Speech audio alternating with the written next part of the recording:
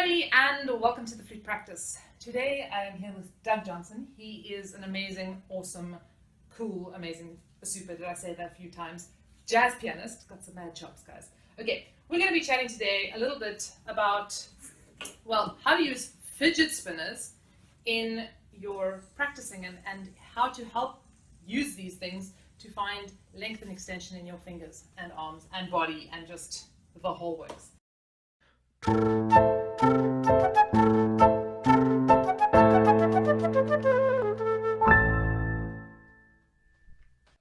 For our subscribers, just a moment. When we're talking about extending through our hands properly, what are we really referring to here? We want to get a sense that the finger is much longer than it actually appears. Each one of these fingers goes into the bone that's in the hand. Mm-hmm. So your little finger goes all the way down to here. Mm-hmm. Your thumb goes all the way down to there. So if I balance this on my thumb and I just try to do it from here, it doesn't work very well. Just like that. So in other words, he's saying that, we tend to think of our fingers as kind of being cut off over here, like these little guys here, like that. But actually, just what we can see. What we can see is, exactly, but that we actually have these bones that go right down into our hands. It's a pity we don't have, at this course we've had these wonderful skeleton models. Where's my skeleton? Where's your skeleton? But yeah, so we're getting this feeling of extension. So let's look at how we can do this using fidget spinners. So if I get this thing spinning and I open up my whole hand from there, I'm getting a real clear sense that my thumb goes all the way through here. And if I get that connection through this part, I'll have a sense of that connection through my arm. And if I explore some movement with that, then that pretty much automatically will get me moving well down to the ground. If I have my hip locked, I can't move very freely, but if I free my hip and my knee, that will move me into some great positions. For instance, as a violinist, or a left-handed violinist. I'm just going to grab one of those. I'm going to give this a try as well. I am not the most gifted spinner. Okay, here we go. So, we're going to get this guy going. So, in other words, if I'm thinking just of the thumb, being just there, it's kind of awkward and squiggly in your hand. Notice how it makes you rest your hand really tight. Yeah. But what if you allowed your whole palm to open up there? Ah, beautiful. Yeah. When your hand opens up like that, you get a sense of the extension through your thumb and the rest of your fingers. And just open up your other hand and see what it does. Notice how it actually moves the same way? Yeah. If you tighten this hand and squish this hand, then this hand's going to kind of block too. But if you get an open extension in this side, your whole side into your hand will open up beautifully too. Cool.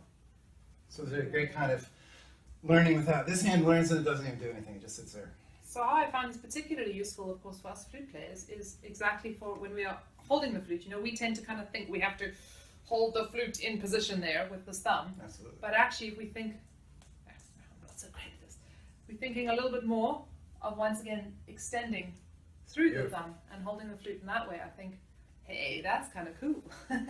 Yeah, and then instead of clamping down on the flute, you're coming up under it and your whole system is buoying it up. And then if you move the flute just a little bit, if I move this just a little bit, it isn't going to be in isolation, but it's going to connect through. Ah, yeah. Or it's easier to find that.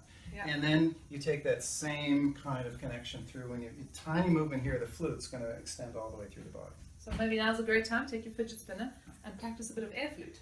And one exercise, bring the second finger down, the third finger down, the fourth finger down, open up the hand, the fifth finger down, and if the thumb gets tight, it will fall. Oh.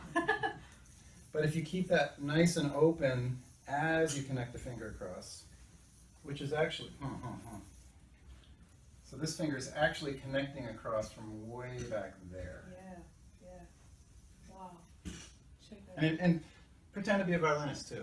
Yeah. Bring your thumb over here. Get my real violin hand.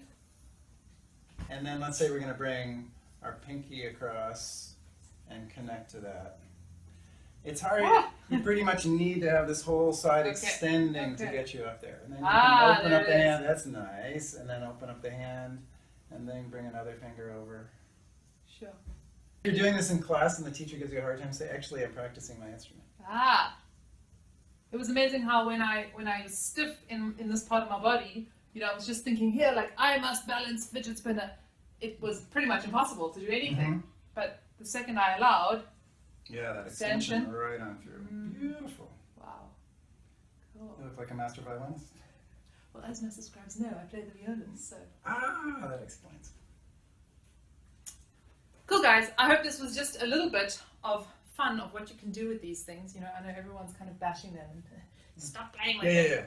But They get a bad rap. they get a pretty bad rap. But how we can actually use these guys to help us find balance and ease in our playing. Should we go out on our thumbs? Or? Let's do it. Let's do it. Okay, wait. I'm gonna do the other side. This is It's good. This spins a long time. Okay.